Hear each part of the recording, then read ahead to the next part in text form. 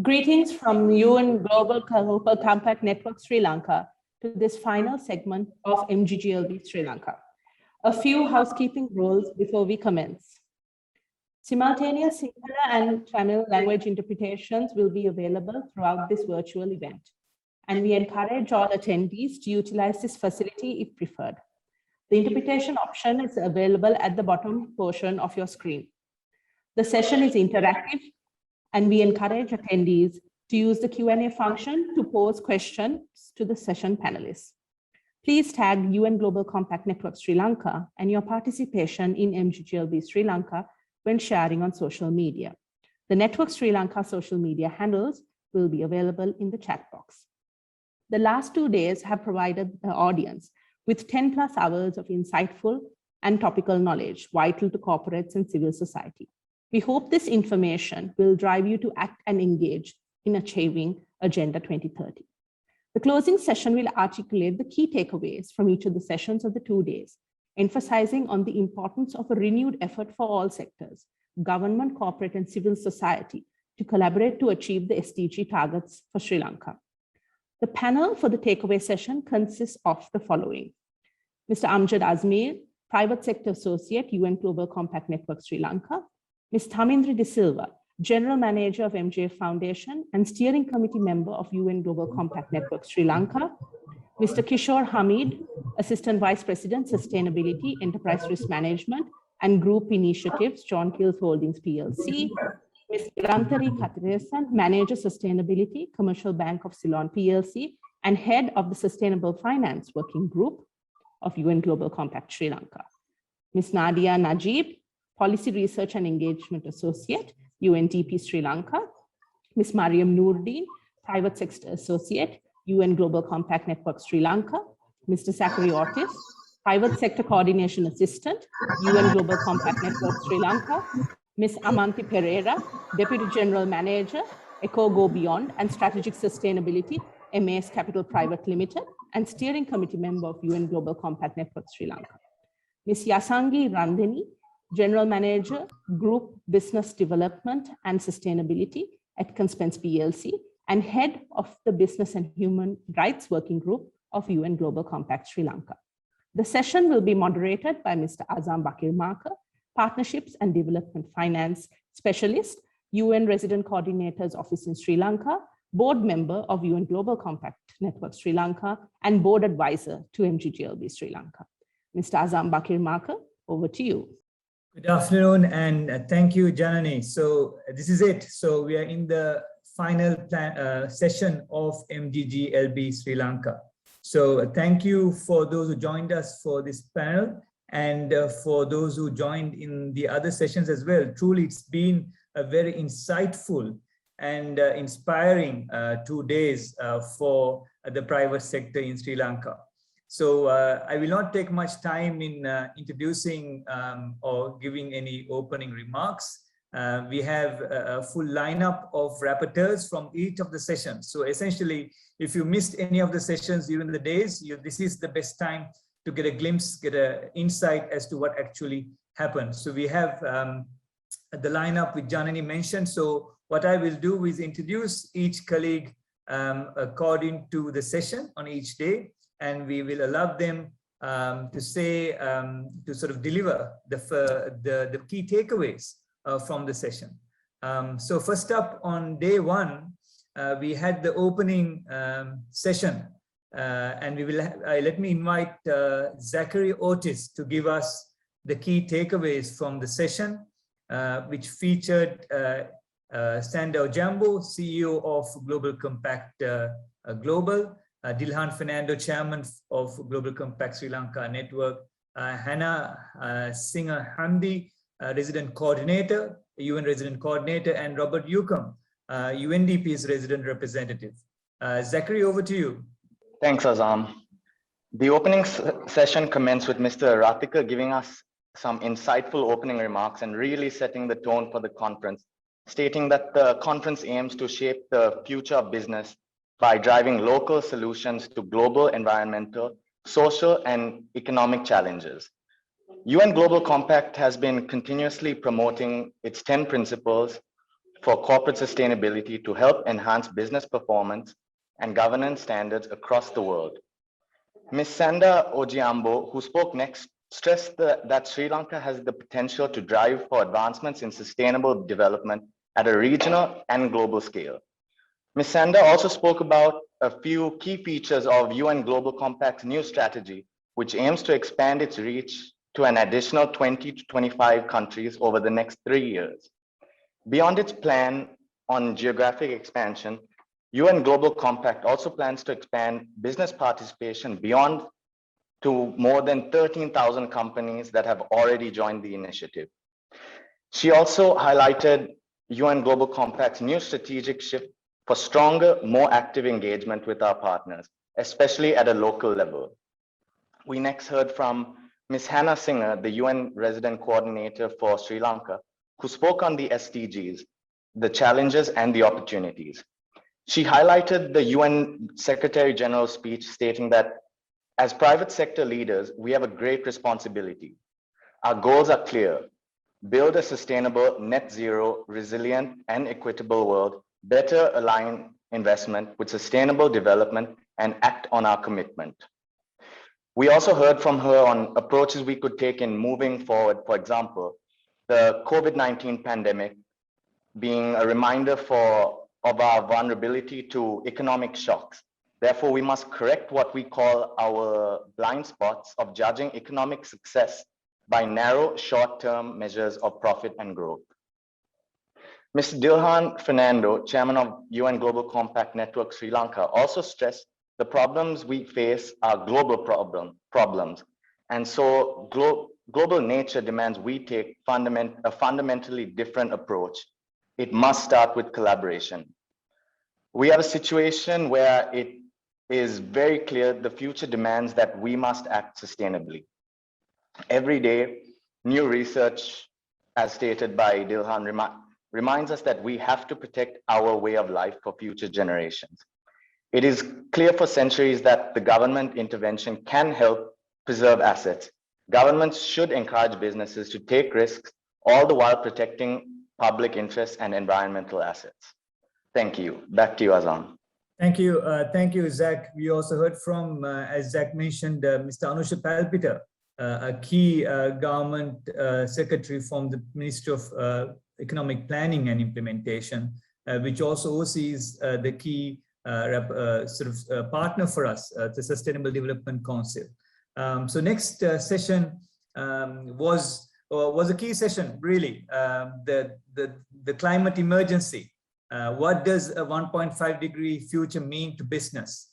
And in this session, we had Mr. Arjun Bhargava, a consultant of climate change from Global Compact, Mr. Roshan Rajaduri, MD, Haley's Plantations, Shirani Yasaratna, Advisor, Biodiversity Sri Lanka, Mr. Bhati Bulumulla, Director CEO, LPTA Plantations, and also Chairman of the Planters Association of Ceylon. Moderated by Dr. Ravi Fernando, board member of the Global Compact Network Sri Lanka and Chairman CEO of Global Strategic Sustainability. So our session rapporteur for this session is Amjad Azmir. Amjad, over to you to give us the takeaways from the session. Thanks, Azam. I hope I'm audible. I must say I'm humbled to be a part of this event and being selected as a rapporteur for this session. What does a 1.5 degree future mean to business? A timely topic, especially considering COP26 is just beginning in a few days. My 4 takeaways for the session is, firstly, the code red for humanity is a code red for business. The reality is global warming to 1.5 degrees is approaching within the next decade. According to the WMO, as pointed out in the session, extreme weather-related disasters have surged 5-fold over the last 50 years. Whether it be unprecedented heat waves, extreme rain causing flooding due to increased water vapor in the atmosphere, increased droughts that will affect food security, and melting of ice caps that will cause increased sea levels. Takeaway number 2 is that we need to have and be science-led to impact the climate emergency. Business leaders need to have an appreciation for science. The good news is there are already initiatives present. For instance, the science-based targets, that shows how much and how quickly companies need to reduce emissions in line with the latest science. Globally, already 2,000 companies have committed to the initiative, with half of them, 1,000 companies, already setting targets. Takeaway number 3 is that we need to preserve the current forest levels and take a scientific approach for ecosystem restoration. So we need to start by conserving and being mindful of the current forest cover. A tree can only absorb the maximum amount of carbon when it is in full maturity, which takes a couple of years. So preservation of forest cover is key. And when it comes to ecosystem restoration and plantation projects, do it scientifically. Do not do it ad hoc. Connect it to your business strategy. Look at the vulnerable places that will create a positive impact for a community.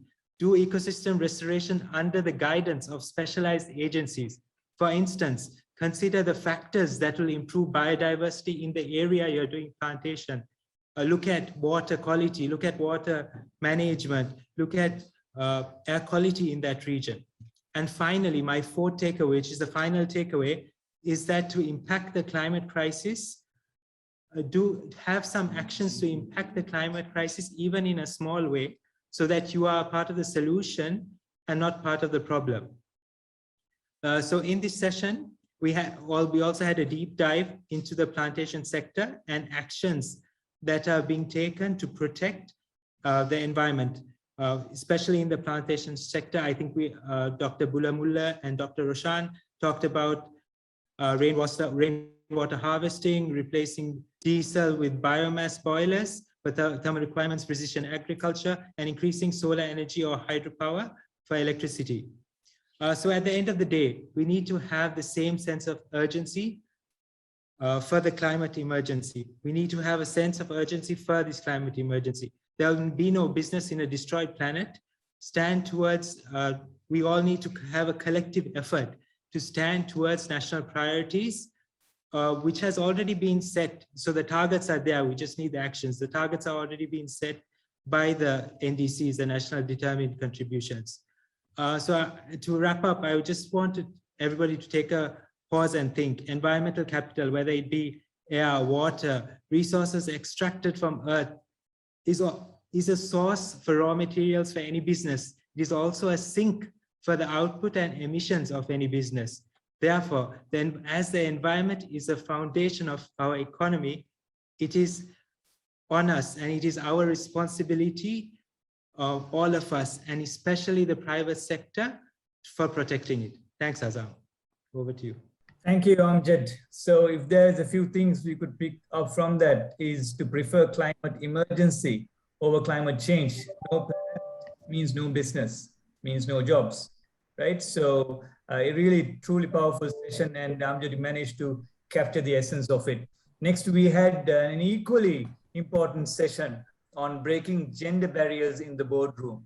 A lot of talk has been made, but a lot of action was spoken about at the session, and we had a really strong lineup at this session with Shamali Vikramasinghe, heading Ceylon Biscuits Limited, well-known Munchie brand, and Thotatri Valkutnam, Resident Director of HCL Technologies, who are looking at a much bigger presence in Sri Lanka. Pavitra Samarasinghe, Director Finance of Bar and Company. And of course, Iran Kure, Chairman Jetwing Symphony, joined with Sarah Nibbs, Officer in charge of women for Asia and the Pacific. Session was moderated by Dinali Piris, Director Organizational Development and Group HR at MAS, truly an exemplary company on gender. So we have Amanti Pereira, a founding steering committee member of the Global Compact Network, who did the work as the rapporteur for this session. Over to you, Amanti. Thanks a lot, Azam. So the session, as you spoke very rightly, which was quite popular, on breaking gender barriers in the boardroom, was kicked off by Dinali with the objective of really deep diving into one of the starkest indicators of gender inequality, which is the lack of voice at the highest level of decision making.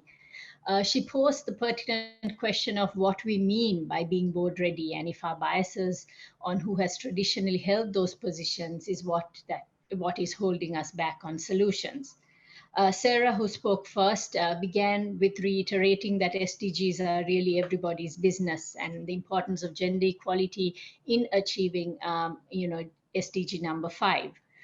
She spoke of the correlation between women and business on the board and business prosperity, mentioning that there were over 90 independent studies and reports by different organizations and countries which corroborate the evidence.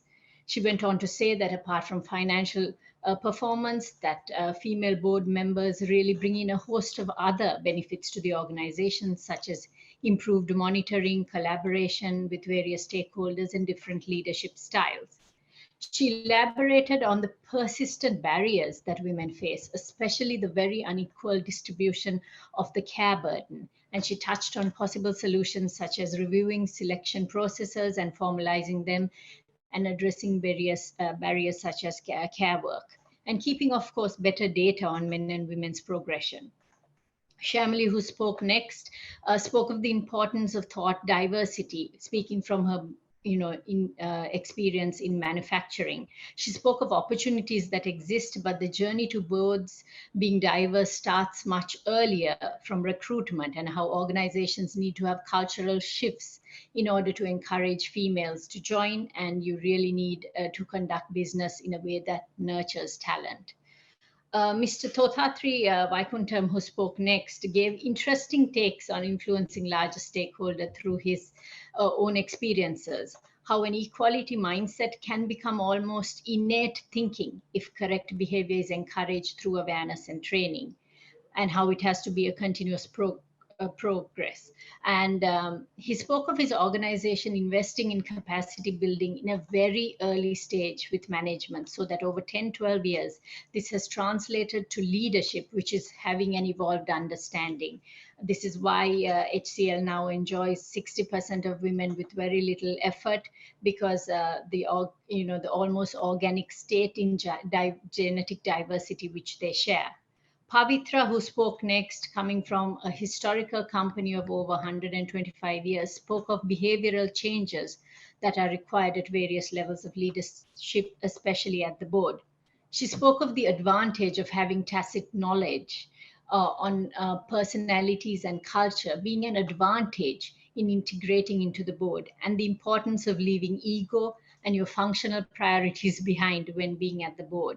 The need to be assertive on the backdrop of always being updated and staying abreast and having business acumen. Through the gender lens, she spoke of women and their high EQ and natural strength in collaboration as an effective neutralizer of strong opposing views and bringing people together for the common good, especially in the board. Mr. Hiran Kure, as chairman of Jetwing, gave some great anecdotal examples of his company culture evolving over the years to attract more diversity. Unconscious bias can easily slip into decision making, such as giving opportunities, and how with time and understanding, this now making of these decisions has evolved into being based on commitment and capability. The preset questions further elaborated some of the points, a special mention on the matrices and KPIs driving this agenda, with Sarah touching upon the WEPs, the Women's Empowerment Principles, which all of us in the UN framework are very aware of. She spoke of the need of a holistic framework to make systemic changes, of matrices having both essential indicators such as equal pay, equal opportunity, and complementary indicators which look at systemic barriers such as culture. Denali, in her closing, closed with a metaphor of a broken rung in the ladder, symbolizing the barriers facing especially mid-career women on the road to the board, emphasizing that while the journey to break these barriers has begun, that there is much that remains to be done, and it is all in all our interest to do so. Thank you. Thank you, Amanti, for the great insights from the session. Indeed, there were a lot of insights to pick from, and I'm sure you had a hard time picking what to share with us. And I think it's important, the matrices were spoken about and the women's empowerment principles. was spoken about. And that's something I think Sri Lanka's corporate sector could really take on a little bit more strongly, because indeed we do have Sri Lankan businesses who have signed up to the WEPs, and indeed some of the founding signatories to the WEPs is from Sri Lanka. So that's something I think we will be taking forward with the network in Sri Lanka. So next we had an exciting session on business innovation accelerating the SDGs. When we speak about SDGs, we speak about being behind in terms of achievement. What is the catalyst? What's going to really make us win this SDG race, as was discussed in the session, is innovation. Is innovation going to really deliver the SDGs to humanity? So that was a discussion. We had Joseph Ogudu from Safaricom, whose previous head is now Global Compact CEO. Sandra Dizoisa, the first female chairperson of SLASCOM, Sri Lanka's one of Sri Lanka's largest export industries. Pilar Diaz, who is a global head of Femtech at MAS Holdings, and Irfan Ahmed from EFL, one of the Global Compact participant companies, moderated by UNDP's team leader, policy engagement, and lead for Citra Innovation Lab, Fadil Bakir Maka. We have Nadia Najib, who has previously been with the network, but now with UNDP, who will deliver the insights from the session. Over to you, Nadia. Thanks, Azam. In this session, we had with us an incredible panel joining us from Kenya, Spain, and Sri Lanka. The discussion strongly emphasized that doing good is good for business. Business is about creating solutions for societal challenges, and therefore there should be no conflict or contradiction between addressing societal issues and creating shareholder value. The overriding purpose of business is to transform lives, connect people to opportunities, and connect people to knowledge, because as Joe put it, it's simply good for business. As with the case with Safaricom, their complete disruption in the system stemming from the need to increase financial inclusion in the country has led to the generation of over $800 million in revenue today, highlighting the strong business case for innovation to address societal challenges. An interesting area that was discussed in quite some detail was Femtech. As mentioned by Pilar, traditionally, the female health industry has been underfunded and under-researched significantly. Of all of the global R&D funds, only 4% goes towards this sector. With products designed for feminine hygiene and health, innovation is crucial in fighting social stigma and taboos. Thanks to the contributions of many brands, companies, and investors focusing on these areas, social norms have begun to change, but we still have a long way to go. Dealing with women's issues alone can address a wide range of SDGs, including good health and well-being, gender equality, responsible consumption and production, mostly because of the single-use plastics involved in traditional women's hygiene products, and also in cross-cutting SDGs such as quality education and decent work and economic growth, as addressing these issues enables more women and girls to pursue an education, and that opens them up for greater economic opportunities, subsequently boosting the economy. Just addressing one issue has knock-on effects on a wide array of complex issues, and such is the power of innovation. An approach to innovation that was touched upon in the discussion was design thinking. This is fundamentally about designing a product or service based on understanding whose problem it is you're solving, why you need to solve that problem, and how you are solving it best, and also how to create value in that process. That fundamental process is applicable whether you're an SME, a large corporate, or a social innovation lab. Innovation is not just meant for large organizations. Growth within the industries are fueled by supporting MSMEs, startups, and women technopreneurs. There's no way to grow and do better unless we focus on supporting the entire business community. But of course, there will be failures. Failure is a part of innovation, and is also the greatest barrier to innovation. Fear of failure can restrict and stifle innovation. However, if you accept, recognize, and facilitate failure, you not only help foster a culture of innovation, but you learn to use your failures to experiment, to learn, to improve, and pave the way for groundbreaking newer innovations. In closing, as Irfan said, there's no excuse not to innovate. Business as usual just won't do.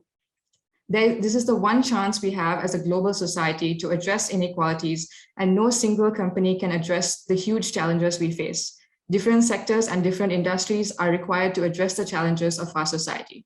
As mentioned by Sandra, we have to identify the barriers and gaps to innovation, whether they are knowledge gaps, technical gaps, resource gaps, or inadequate regulatory frameworks.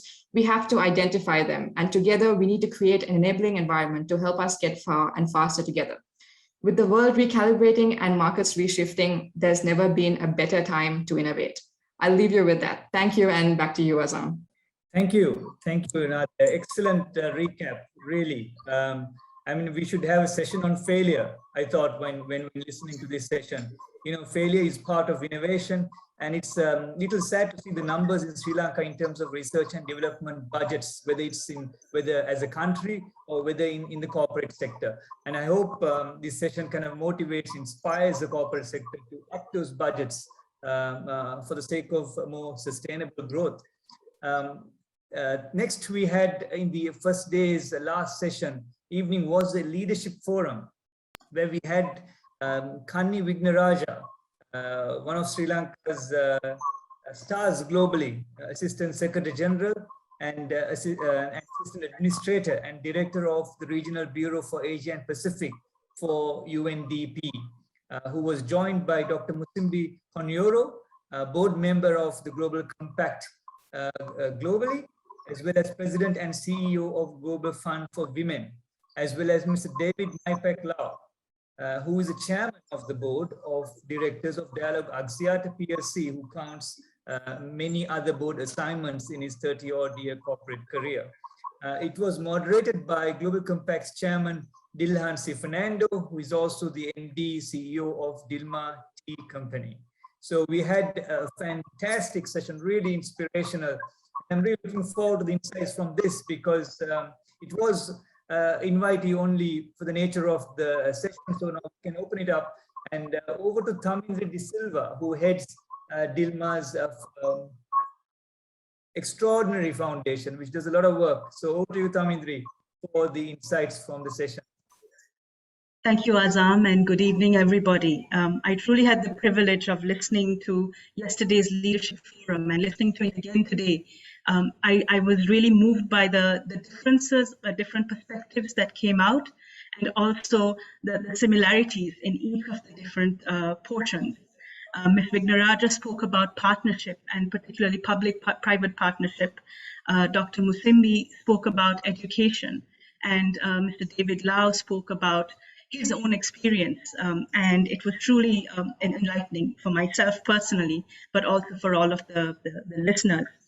Mr. Fernandez set the stage, highlighting the fact that sustainability and the focus of purpose within an organization is no longer an option. It's non-negotiable. And every pandemic, every industry has had to realign itself and restructure. And that tone was moved perfectly to Ms. Wignaraja's presentation. Spoke about the shifting goalposts and how bringing in the planet and people is essential, putting Sri Lanka's trajectory back to its level of growth. He said that we need to rethink its picture globally, but also particularly in Sri Lanka. And for that, it requires inclusivity, which allows every citizen to have access to education, healthcare, and nutrition, and also the safe space to live and work with dignity. Moving from there, she then brought in the fact that SDGs are not charity or a development perspective. It makes a lot of business sense, and it's core to the working of markets. A change in one she highlighted, and she brought in the perspective of the SDG 5, which is gender equality. She highlighted that a change in that alone would bring $12 to $20 trillion global economy.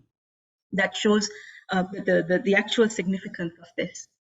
Organizations no longer have to choose between profit and growth, and the change in bringing in poverty reduction, reducing inequality, and the protection of the environment. She also emphasized the need for pro-green, renewable energy and energy efficiencies and green policies that will then make a difference to the country.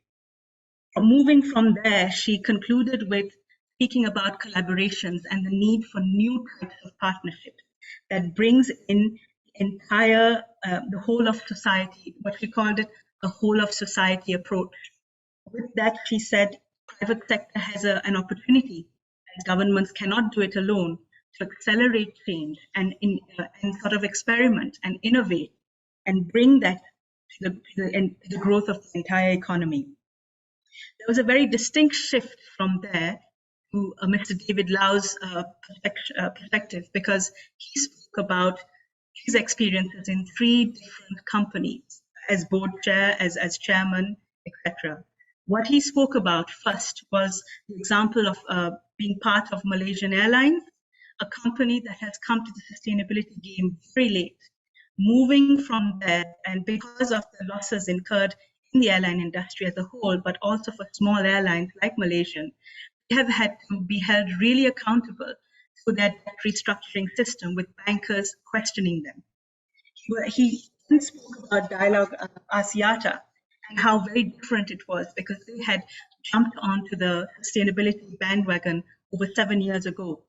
And he says the message is very clear, the message is very transparent, and he focuses on 4 P's that bring in the purpose of Dialog, which is the first is on the planet and community, the investment that has been made in education in rural areas as well as in disability. He speaks about growing people and retaining and maintaining top talent in Asia. He also emphasized the number of CEOs that are Sri Lankan. He then moved on to partnership and building partnerships that bring in trust, which is essential to purpose. And also finally on performance and profit, and the need to bring in anti-corruption and bribery as a special example. His final words were on Royal Dutch Shell, which is an over 100-year-old company that then had to face its worst crisis. And the way that it faced it is by sticking to its values that have been there from the very beginning of the company and from his long-standing 40-year engagement with it. And explaining to employees how they stand helped the company weather its biggest crisis. And his main lesson and takeaway was protect the brand at all costs. That is the most valuable thing. This focus by Dr. Musimbi Kanyoro was on people, because what she says is purpose revolves around people. It's people who make it. And initially she spoke about inequality and making sure that there is no change, and how investment in people changes organizations because they then work for a higher value.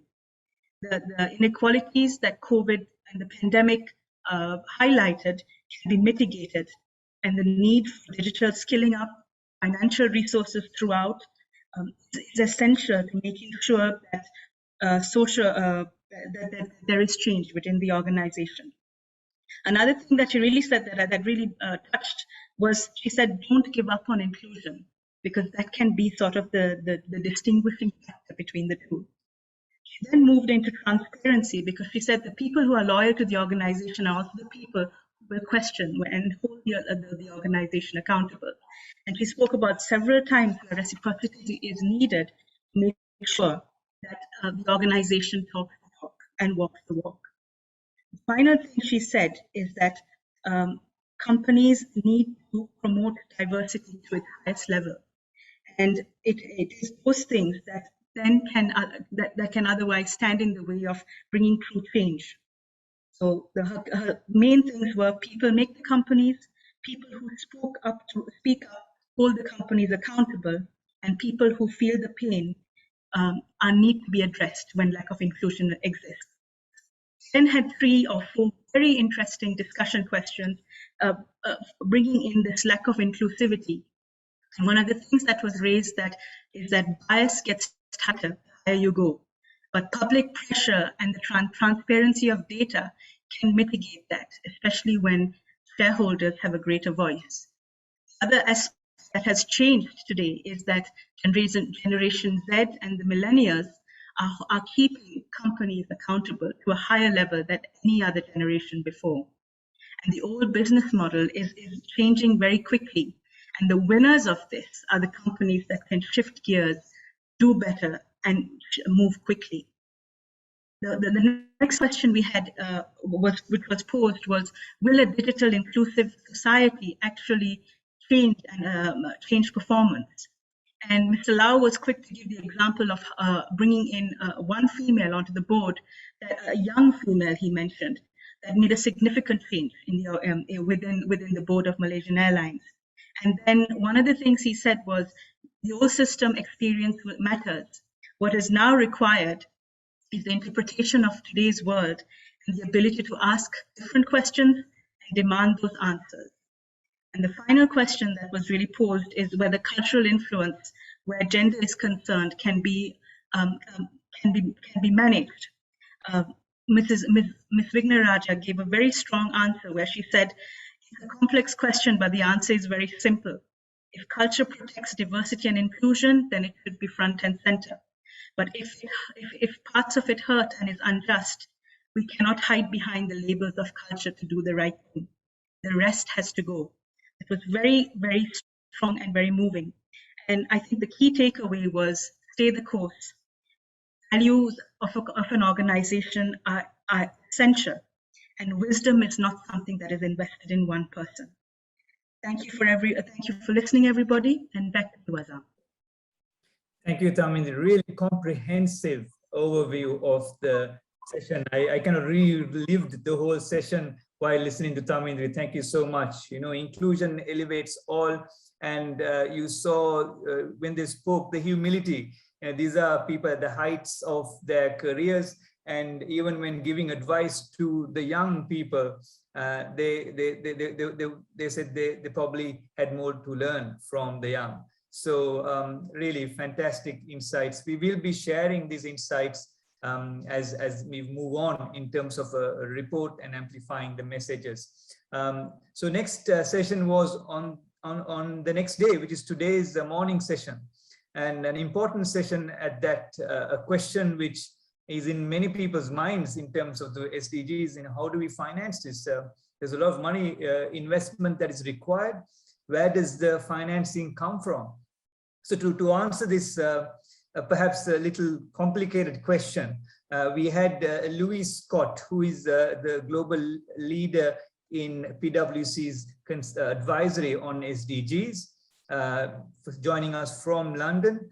Mr. Ranganathan, MD of Commercial Bank, Ms. Malin Herwig, Deputy Resident Representative of UNDP Sri Lanka, Darshana Gunasekara, CFO of Dilma Ceylon Tea Company, and Ms. Nilanta Sivapragasam, CFO of Aitken Spence PLC, and also a board member of Global Compact Network Sri Lanka. So Nilanti managed to ask the right questions and get some of the answers everybody was looking for.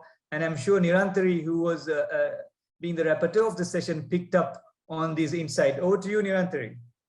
In this decade of action, it is established that for the global SDG ambitions to be truly impactful, the private sector organizations at all levels need to integrate the SDGs in their strategies and business models.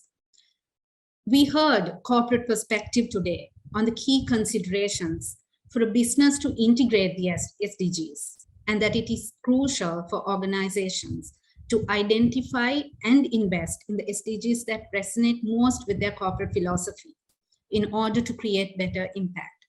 Mr. Gunasekara, the Group Finance Director of Dilma Ceylon Tea, shared examples of how Dilma approaches it, which clearly illustrated why investments in the SDGs should not be viewed separately from business. Although some sustainable business decisions come at a premium, as he mentioned, they can deliver immense value to the business in terms of brand equity and value creation along the way.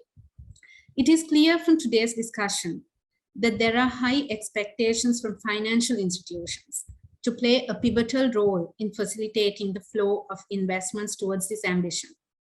On the flip side, we heard from the Managing Director of Commercial Bank, Mr. Ranganathan, about the challenges in securing attractive funding for sustainable project financing that arise from the delicate balancing act between sustainability and risk management.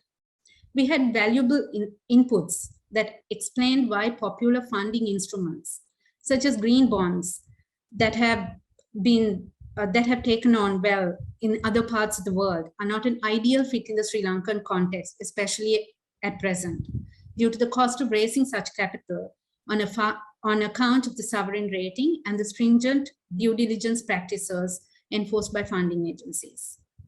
Regarding funding available to us in Sri Lanka, Louis Scott, Director Global Sustainability of PwC UK, shared that to secure the more attractive financing sources, credible and transparent information needs to be made available to investors.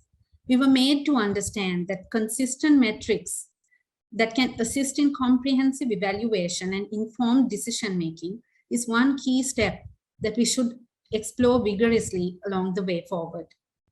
To do so, as we heard from Marlene Herwig, the Deputy Resident Representative of the UNDP, we can make use of tools such as UNDP's SDG Investor Mapping to identify national priorities and to ensure collective and sufficient funding is directed to those potentially higher impact areas.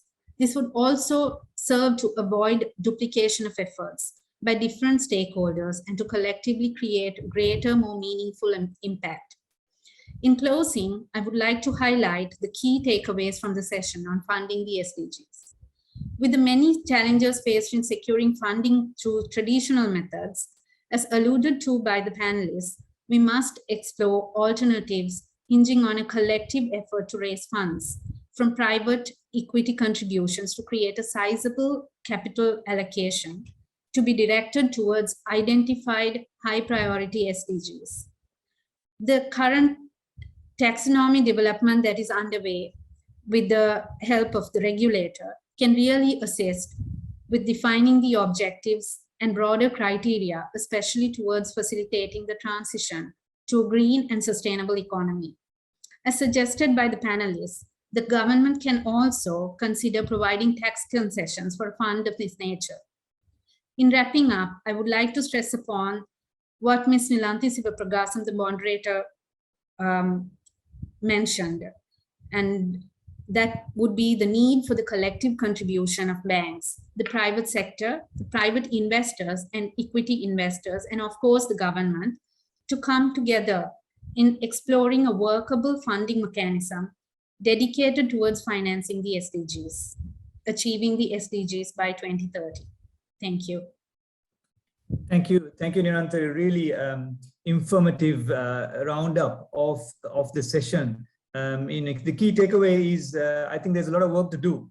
I think that was the key takeaway from the session in this space in Sri Lanka, and collaboration is key to get that done.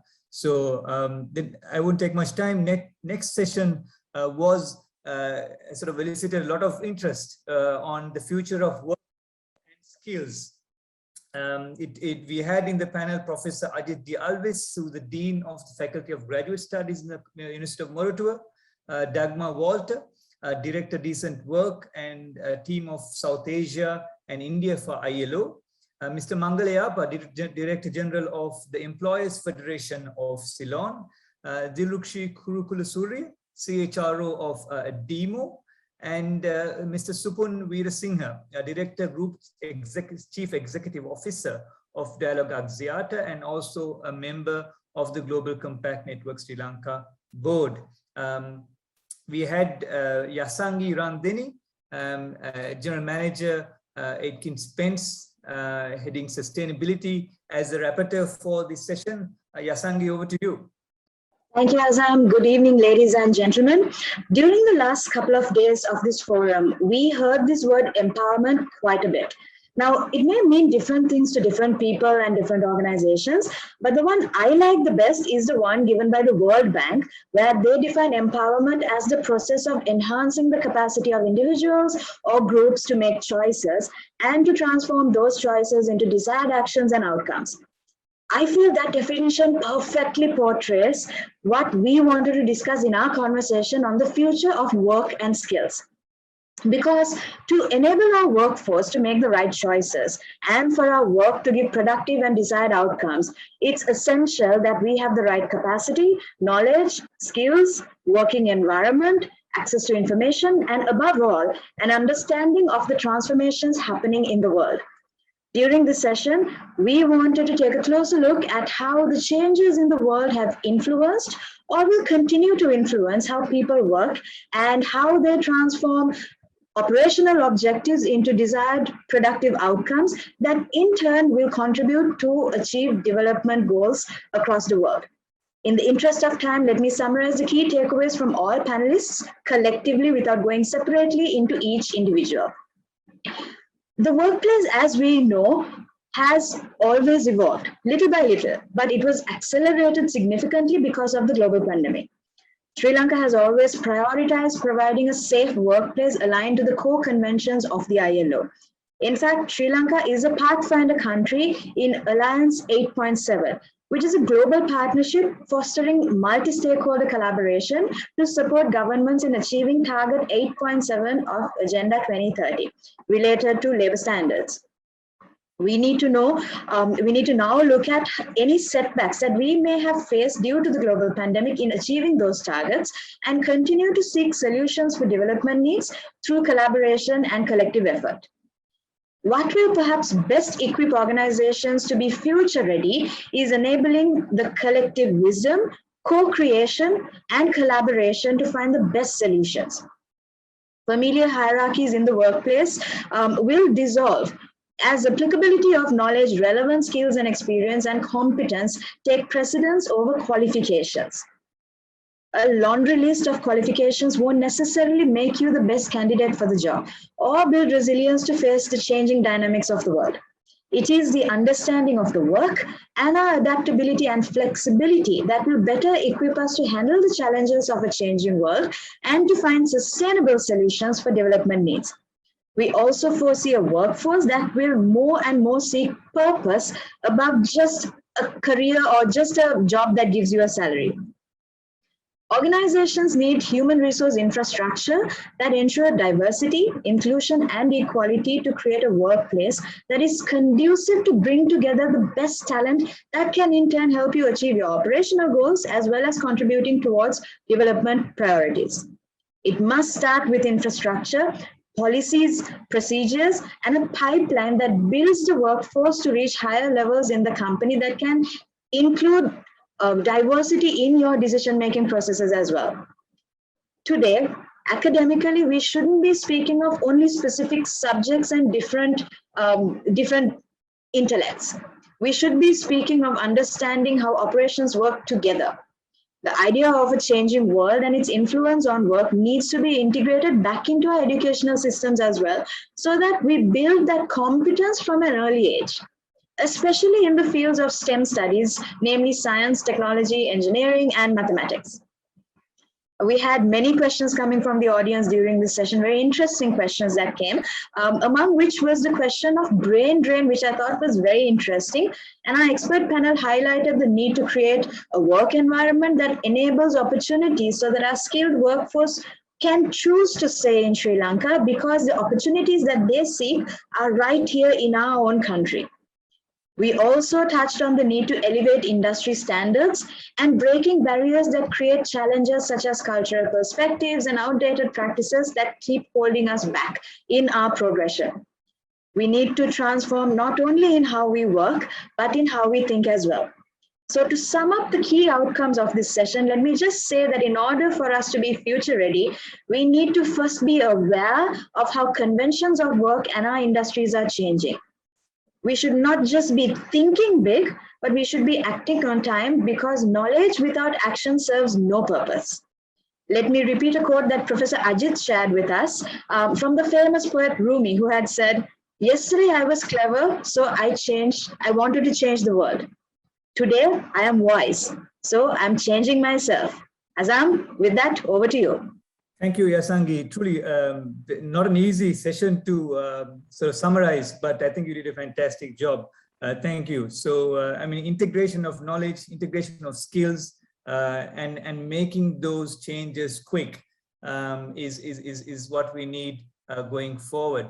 So the next session was on the MSMEs and how do they survive and how did they survive the COVID-19 pandemic.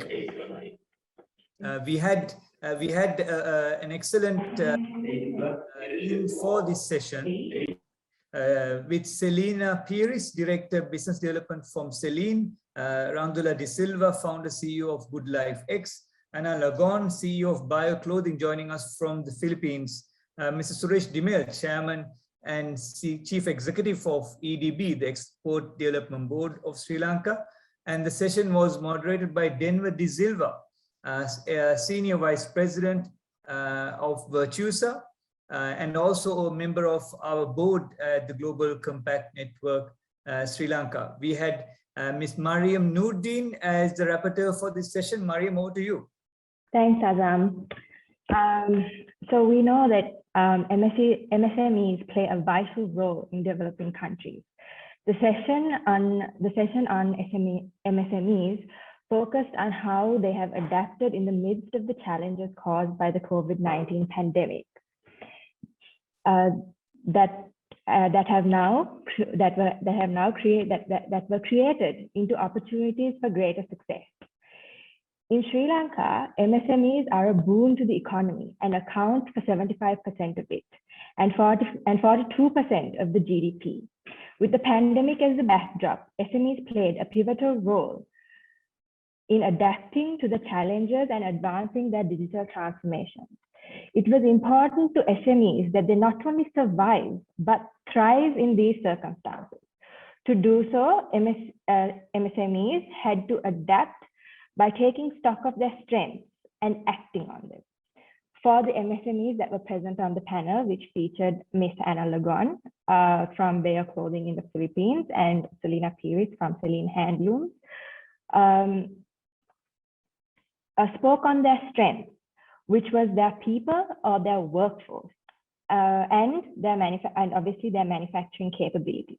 Therefore, to strengthen the workforce during the initial lockdowns, they empowered them and their wider communities by providing them with the necessary amenities to commute to work and survive during the pandemic. To adapt their manufacturing processes, both SMEs that were present on the panel were compelled to innovate their manufacturing processes to mitigate the challenges. Selina also stated that when SMEs align their core business strategies with people and planet, they will always find a way to succeed. By doing so, she also continued to say, we'll bring in the necessary value to the company and then bringing in the required innovation to function in the new normal. Mr. Suresh Dimel, Chairman of EDB Sri Lanka, spoke on overcoming the challenges that SMEs in Sri Lanka face by fostering collaboration and public-private partnerships that have been echoed over the last 2 days is key, as this would provide SMEs the platform to access new market opportunities and also be able to provide their insight to policy changes. SMEs have also entered into alternative business opportunities to survive during these times. Randula from Good Life X provided a great example how an SME related to travel adapted and entered new businesses such as spices and running small agribusinesses. While the pandemic has brought on the challenges, it has also provided SMEs the much needed time to improve and innovate themselves and incorporate sustainable strategies into their businesses. To conclude, I would like to borrow from Mr. Denver De Silva's statement that collaboration and communication with purpose can drive SMEs to greater heights. And with that, Azam, over to you.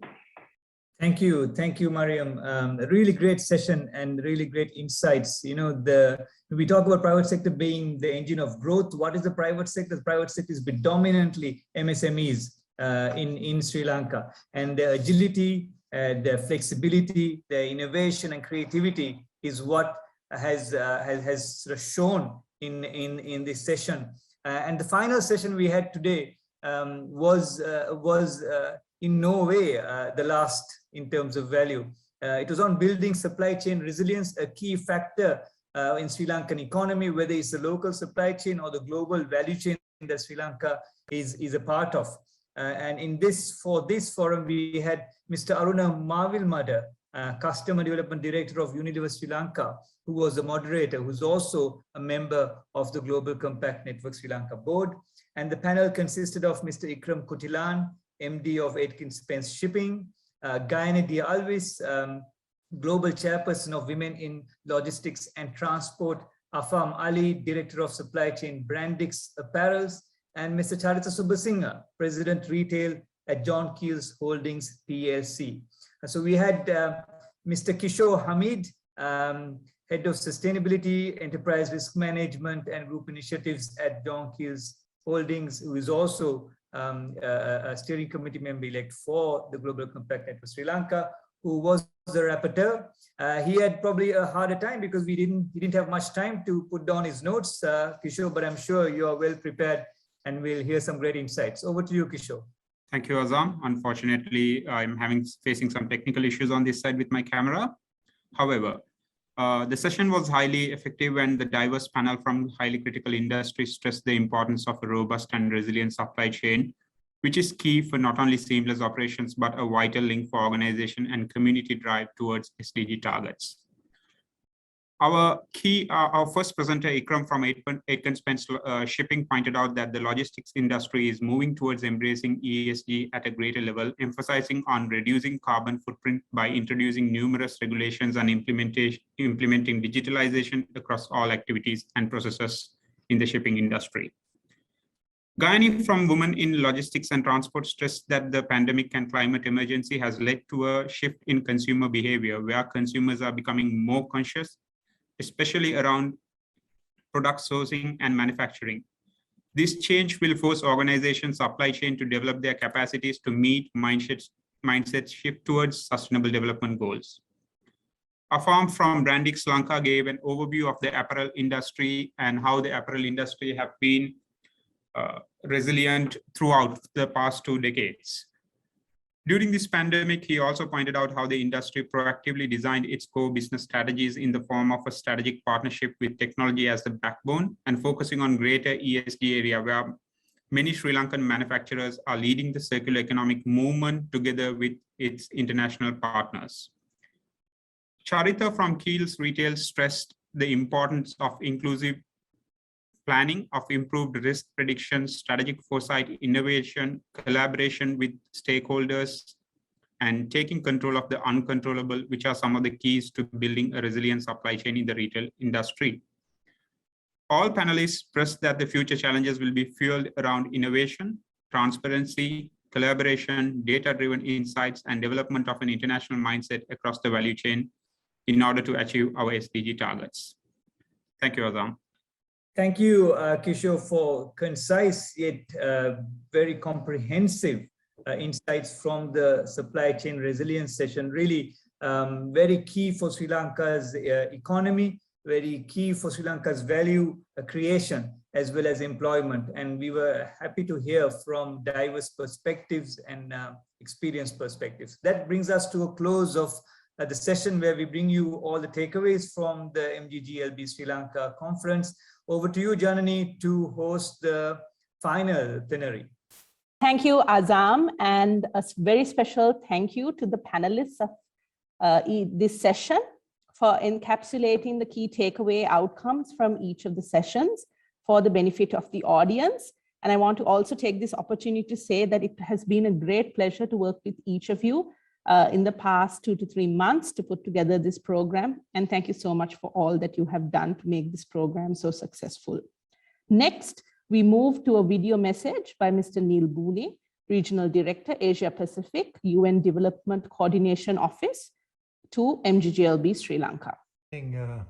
Friends from Phuket, Thailand. I say friends because I realize from the participation list that I know many of you, and in those I don't know, I respect your company or still am clients of some of your products. I still eat Munchie biscuits despite I've left Sri Lanka. My family buys them for me when I'm visiting Switzerland. And of course I had worked with Ravi quite closely when he was leading the Global Compact when I was serving in Sri Lanka from 2007 to 2011. I'm apologize that I'm not able to join in person, which would have been my big preference, but not even able to join live because I have another commitment on one of the many meetings we have on trying to deal with the terrible situation in Afghanistan that coincides just with this closing session. But I realize that this is the end of a session in which a lot of work has gone into, a lot of work by exceptionally busy people. And I think to look forward, you probably need to have a bit of an agenda for the Global Compact. Perhaps you have elements of that. And it may be useful, if you've not already, to look at something that the United Nations Secretary General just launched about a month or so ago at the General Assembly session. That's essentially called his common agenda for the future of the next 20 years or so.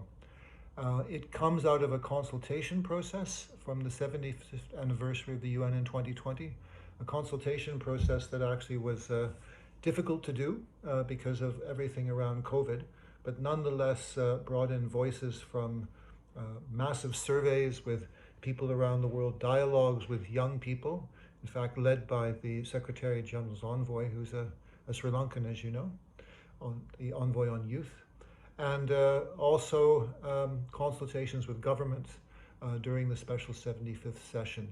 But especially, I think informed by events that have happened over the last while, which is this increasing divide there seems to be in the world, which has been accentuated by COVID. COVID has shown the shared problems people have in terms of health, in terms of economic effects. It's showed the importance of working together to deal with global public goods. But unfortunately, it's also seemed to have brought out weaknesses. And I know that Sri Lanka is going through an awful lot at the moment. But I think this common agenda may be relevant to your own agenda as the Global Compact in Sri Lanka. And just to go through a few of the commitments that are there. First are the commitments which reinforce the Sustainable Development Goals, Agenda 2030, which is still there and is the roadmap to what the UN does over the next 10 years. And central to that is the idea of leaving no one behind. And the whole global response to COVID has unfortunately left many people behind. The second one, which is very relevant to what's happening next week in Glasgow, is protect our planet. That ties up with what's called the triple planetary crisis, effects of greenhouse gases, effects of global warming, effects of biodiversity being lost, pollution in cities, a whole range of things. And I know that your firms have been very active, in fact, have been amongst the lead in the world sometimes on dealing with those issues. I often use examples of a visit I did to a mass plant on the road towards Kurunegala with Ravi one time, as a way in which there's forward-looking approaches to dealing in Sri Lanka with protecting our planet. The third element is promoting peace and preventing conflicts. You've all lived through that in Sri Lanka for so many years. I was there at the height of the conflict, and it shows how important it is to prevent things getting to that level. The fourth element is looking at international law and ensuring justice. That comes in more from the international mandate of the UN, but it is relevant because the international laws aren't being looked at, and they've been built up over the years. And whether it's on trade law, whether it's on human rights law, much of the strengths of the international economic and trade system has been based on that. The fifth element was placing women and girls at the center. Sri Lanka has done that, and your companies have done that better than most. But nonetheless, as you know, with the level of education in Sri Lanka, university graduation, women still are underrepresented in positions of leadership and power, especially in political power in the country. I want to talk especially more about the next ones, because the others, to a certain extent, come out of the existing Sustainable Development Goals. So the issue of building trust, I mean, one of the sad things about the speed at which technology and social media has spread, and you've seen this, is the way in which trust has been diminished rather than augmented over the last years. So this is about social capital, but it's also about trust between people and governments. And it would also mean trust between people and businesses and civil society, businesses and government as well. And I would hope that in Sri Lanka, where that issue of trust has been so central, sometimes very fragile, and sometimes when that trust has been lost, it's caused huge damage to society, but also to businesses and even confidence in Sri Lanka internationally, that that's something that you, as leaders of the most respected companies in the country, can take forward. Linked to that, and also different from the main sort of Agenda 2030, is a stronger emphasis on digital cooperation for all the positives that can be done. I mean, you might know of a report that came out about 2 years ago that brought some of the best minds together from private business, together with a few of the UN people, but mainly from private business, on how to make digital cooperation stronger and make it more equitable. And that's something also where your businesses can lead, since I know that you are leaders in that. The eighth is one that's more close to my heart, which is upgrading the United Nations. And that just reflects that the UN can be a tool to do all this, and can be a stronger tool in partnership with business leaders such as yourself. Another element is sustainable financing. Again, that didn't come out so much in Agenda 2030 because financing has, international financial flows have decreased. And if you don't have financing for all these other initiatives, that doesn't make a country unsustainably into debt, which has been an issue with Sri Lanka, as I know. That's important, hence the issue on sustainable financing. And then, of course, there's issues of boosting partnerships. But again, I want to emphasize this issue of listening to and working with youth. I know the UN team in Sri Lanka has been central to that over the last years. That's why the envoy was from Sri Lanka. But I know that you've been doing that as well. And I think the Secretary General has put it in because fresh thinking is needed. I know some of you are younger than me. I'm not so young anymore, I'm over 60. But I realize, talking to young friends I have in their 30s and my sons in their 20s, that the thinking I have is not really what is needed all the time. So I hope you can use your business to get that energy. And of course, your businesses are the ones that often give the best opportunities for young people in the country. And then finally is a be prepared. I mean, we learned from the pandemic that we weren't prepared for a pandemic.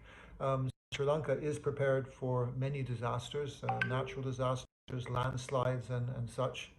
But it's, and tsunamis. I'm in Thailand right now, where the same tsunami hit Sri Lanka at Christmas 2005. But it has to be prepared for other things as well, for the shocks that there are in the world, and businesses already are leaders in that.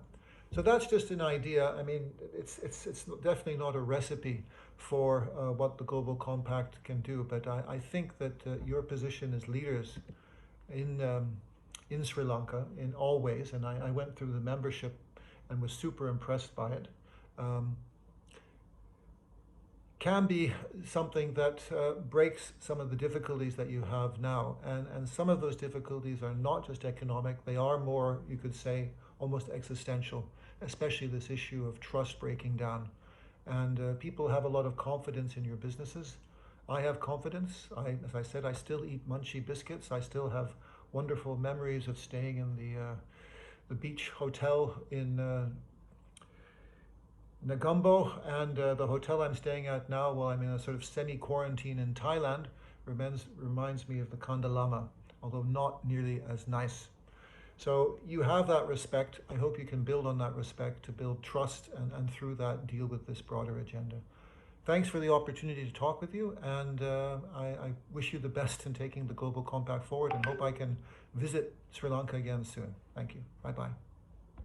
Thank you, Mr. Boone, for those inspiring words on your time in Sri Lanka, your love for some prominent Sri Lankan brands and services, your engagement with the UN Global Compact Network, and the importance of the common agenda to Sri Lanka.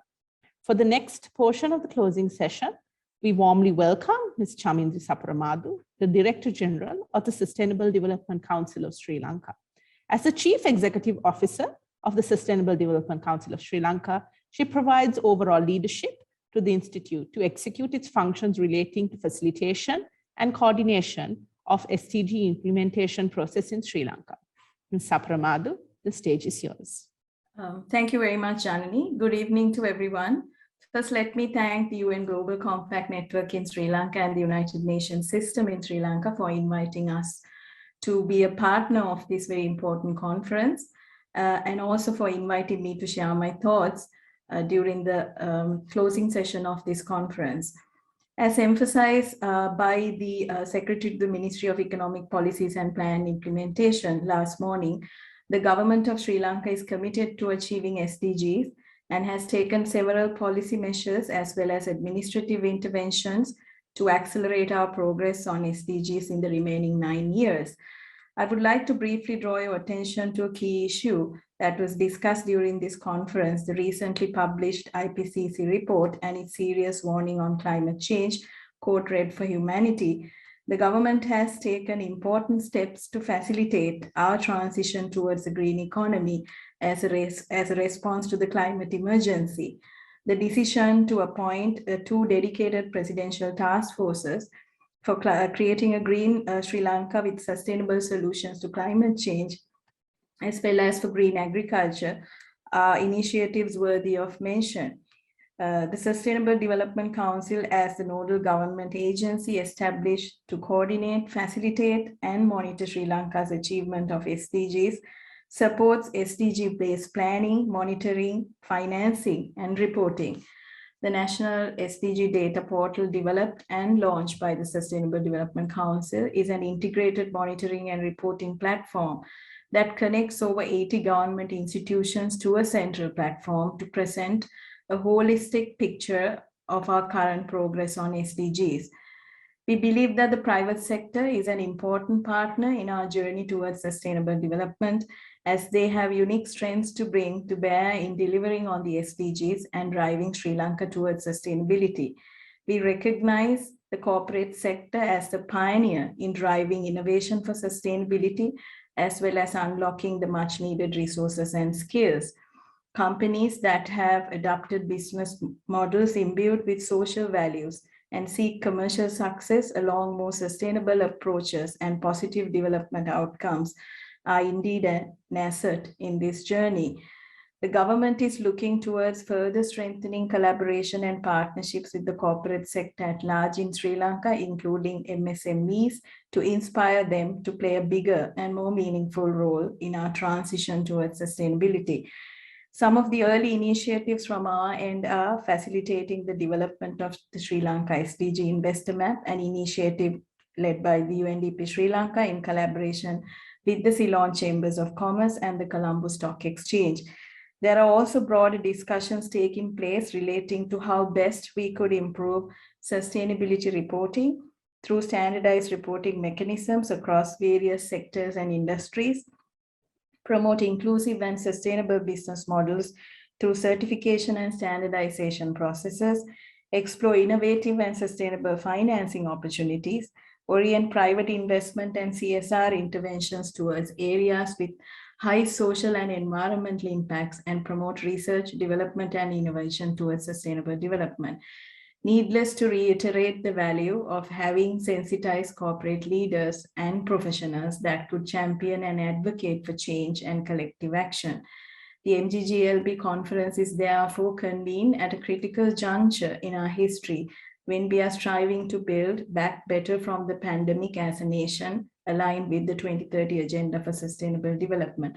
And the outcome of the deliberations of the last 2 days, a synopsis of which I have heard during the previous session, would be extremely useful to guide and inform our future course of action. I look forward to remaining engaged as well as with opportunities for collaboration in the future to make our collective agenda, to take our collective agenda forward. Thank you.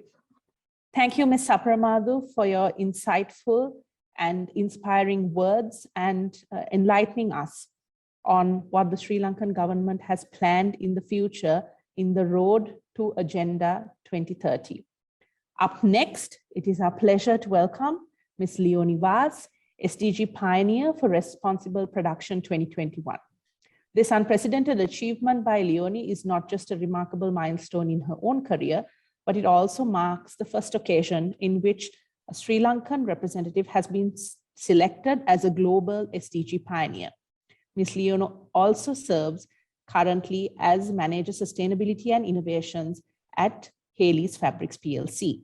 Ms. Leonie Vaz, over to you. Thank you, Janani. Good evening, all.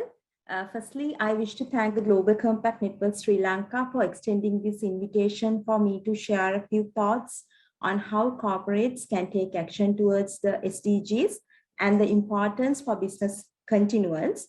So as we all know, there is a considerable acknowledgement and voices raised in the global setup on sustainability and the United Nations Sustainable Development Agenda. Also, many efforts are in work to incorporate the green concept from businesses, industries, and to our personal lives. Economies and industries across the world have accumulated wealth while assuring the well-being of the societies using existing resources, though we are yet to realize the cost we have neglected and still to bear in this long run. So our actions have challenged our own existence as implications such as climate change, scarcity of natural resources, collapse of ecosystem and pollution have become greater threats that we are up against in the present day. Therefore, as corporate, we have a fair share in adjusting our social responsibility to reduce the ecological footprint and contribute in reaching national and global climate and environment goals while ensuring a lasting change in our lifestyle for a better future. Corporate pollution, emissions, and unsustainable conditions in manufacturing and operational models can be considered a few of the adverse threats which have affected the business and industries to maintain balance in their approach to the sustainability. So, however, as one of the key contributors of the national and global economic growth, the corporate sector has a bigger responsibility in playing a proactive role to ensure environmental protection for consistent of natural resources and the well-being of the society. So with the capacity to introduce innovative methods and necessary resources, the corporate sector has the ability to potentially address issues relevant to the implementation of sustainable development agenda by reforming the traditional profit maximization models. Each economy has their own perspectives, priorities, and agendas on the global sustainable goals and the action to be taken to fulfill them. Therefore, the corporates has the opportunity to align with government policies on sustainability and impact the economic growth of the country, hence achieve SDGs without disturbing the revenue generating avenues. So we need to reevaluate our potential to enhance the profit earning capacities through sustainable and innovative strategies. This includes the access to building capital markets for eco-friendly ventures, cost-saving mechanisms, and starting new lifestyle trends to widen the eco-conscious consumer base while raising the market standards. Adding more to what I said earlier, innovative operational models allow business to reduce the consumption of resources and limit pollution, emissions, and energy wastage. With such economic efficiency, corporates will have the opportunity to continue its operations by reinvesting the cost saving and resources and allow the employee base to play an active role in the process and build a sense of eco-consciousness among them to create a larger community to minimize pollution and waste wastage accordingly. Many of us are very busy trying to put our mark in the world and thinking of our future, from seeking our rewarding careers to making good financial decisions. So you can also be a part of mission to secure a sustainable future through innovative business models while encouraging your corporate to reduce waste and also promote the sustainable use of natural resources. And also we must understand that living a more sustainable life brings a great sense of purpose and helps us recognize that we are all part of something bigger. Finally, we must comprehend that our future solely depends on our present actions towards achieving global sustainability. And sustainability can only be achieved by ensuring environmental protection and social equity. You must soon realize that you have a significant role to play in securing a sustainable future. We all aspire with innovative business models to reduce waste and promote sustainable use of natural resources. And also we all realize that the COVID-19 pandemic has severely affected the domestic and global markets, hampering our efforts to improve trade and commerce in the country. This has harshly impacted on the efforts and progress we have made on reaching sustainable development goals as a key stakeholder. However, we must continue our efforts despite such disruptions and challenges to maximize our contribution towards the global agenda. So therefore, finally, as the SDG Pioneer 2021 for responsible production, I would like to request all the corporate heads in the country to take effective and timely action to align global sustainable development agenda with their respective business strategies and guide the nation on a sustainable path. Thank you very much. Over to you, Janani.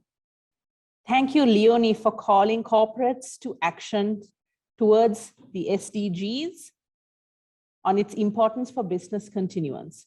I'm certain your words resonated well with our audience, and thank you once again for accepting our invitation and joining us at this closing session. It's my pleasure to welcome back Mr. Rathika De Silva, Executive Director of UN Global Compact Network Sri Lanka, to deliver the closing remarks, outlining the importance of collaboration, commitment of UN Global Compact to achieve the 2030 agenda and the go forward.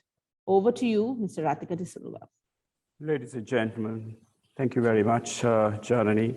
And I just want to, now that we have come to the final session of these 2 incredible days that we have, I'd like to just recall what I just mentioned at the opening. I promised 2 exciting days, and that's what we have had. And I'm sure you would agree with me if you have been at all the sessions or even chosen to be in a few of them. I would like to also say that this particular program that we have planned over many months has taken a huge team that has worked with us in making sure that we focus on the right topics and make sure that we choose the right speakers to ensure that there is the power to bring solutions that we are really looking for. I would like to say, because of all of this, we have had an amazing, successful program, which I'm sure all of you and many of you would really agree.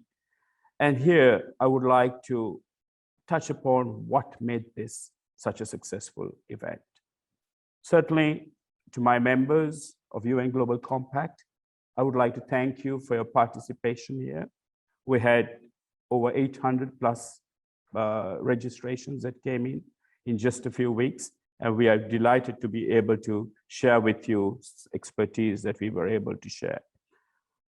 We also had 60 amazing speakers from 8 countries that really powered every session with great insight, knowledge, and brought in ample clarity, in some cases to even deliver solutions. And I want to thank every one of those speakers here who were with us in these 2 days. And also, I have to say, the success of this was definitely collaboration. And we spoke a lot about collaboration. And I have to say that the support that we received from the United Nations Office Sri Lanka by Hannah Singer and her team, And of course, the UNDP Sri Lanka team, Robert Jukum and his team. And of course, the Sustainable Development Council of Sri Lanka, that is Chamindri Saparmadu and her team. I would also like to remind you that the support that we received for this program and also for the contribution made by the members of the board and the chairman of UN Global Compact. Every session here at this event was moderated by a board member of UN Global Compact Sri Lanka. And I'm sure you would have realized that it was perfectly and beautifully moderated to deliver the results that we were expecting. The team MGGLB, Azam, Tamindri, Yasangi, Nirantari, and Kishore. Thank you very much I have been watching you, observing the great work that you have done over the months to come together, pull this through together to make sure we select the right speakers, looking at to every single detail. The attention to detail in this event was indeed fantastic. Thank you very much. And of course, to my wonderful team at UNGC Sri Lanka, Janani, Amjad, Mariam, and Zach. You are such a pleasure to work with. Thank you very much for your contribution, the patience, the times that you have had to overcome many barriers. I want to thank you. Thank you so much. All of this is actually what contributed to the success of this amazing event, bringing great value to every one of you who watched these sessions over the last 2 days. As the next steps, as I also mentioned at the beginning of this session, what we have gathered from each session would determine the way forward for our initiatives in the next 2 years. And we hope that we will be able to come together once again in 2 years to relook at the way what we have done, how effective we have been, and what more we can do in the next few years. Certainly, this paves the way for the future strategy of UN Global Compact and its initiatives, and also shaping future business in Sri Lanka. Thank you very much. And with this, let me now officially close MGGLB Sri Lanka, and thank you and good night.